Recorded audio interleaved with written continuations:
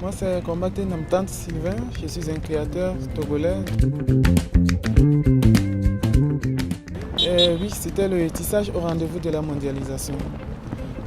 Oui, pourquoi le tissage au rendez-vous de la mondialisation? Parce qu'en Afrique, nous sommes plus consommateurs de tissus que producteurs de tissus.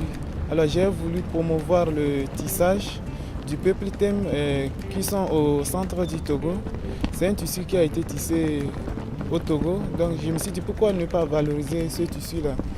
Utiliser ce tissu, c'est non seulement pas valoriser le tissage en tant que métier, mais aussi introduire ce tissu de très bonne qualité dans le circuit de la mode et par ricochet promouvoir le savoir-faire des tisserands traditionnels.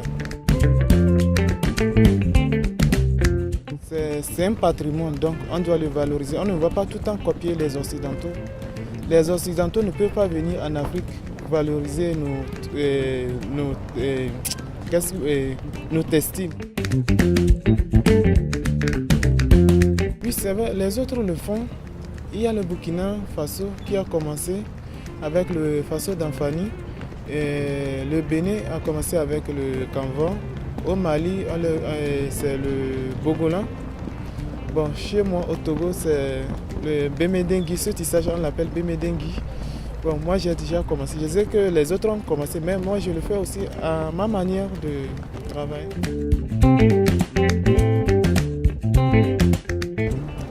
Alors, ce qui m'a inspiré, c'était la forme architecturale.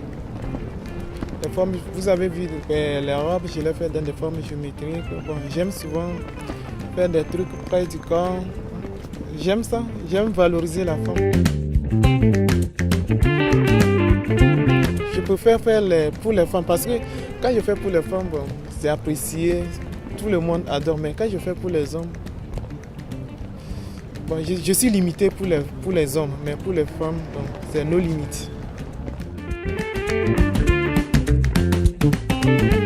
D'abord, ça m'a permis de me limiter, de savoir où je peux aller, de bien travailler là. Et puis ça m'a permis de gagner confiance en moi, de savoir que je peux faire quelque chose de très bien. Parce que moi-même, j'ai vu la collection. Quand j'ai habillé les mannequins, j'étais très très content. Parce que quand j'ai fait la collection, c'est vrai, j'ai fait ça tardivement.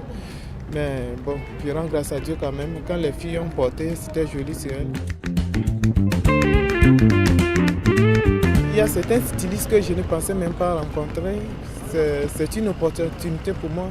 J'ai rencontré les MC, Casterman, Gilles Touré, Alfadi, les grands stylistes que je ne pensais même pas voir un jour. Bon, pour moi, c'est une fierté pour moi. Et j'ai vu leurs touches et puis ça m'a inspiré. La prochaine fois, je verrai comment améliorer mon travail pour y arriver à leur niveau. Certains stylistes qui sont venus nous donner leurs conseils, de ne pas abandonner, de toujours continuer pour représenter nos pays, de ne pas dire que parce qu'on n'a pas eu le concours, on n'a pas été sélectionné, qu'on va se décourager, mais de toujours avancer, de toujours percer. L'essentiel, c'est de participer au FIMA. Et puis, ce n'est pas permis à n'importe qui d'être sur le podium. Sur le podium de FIMA. Parce que moi-même, quand j'ai vu ma collection passer sur le podium de FIMA, j'ai dit, moi, Sylvanac, ma collection sur FIMA. Voilà, j'étais au paradis, j'étais aux anges.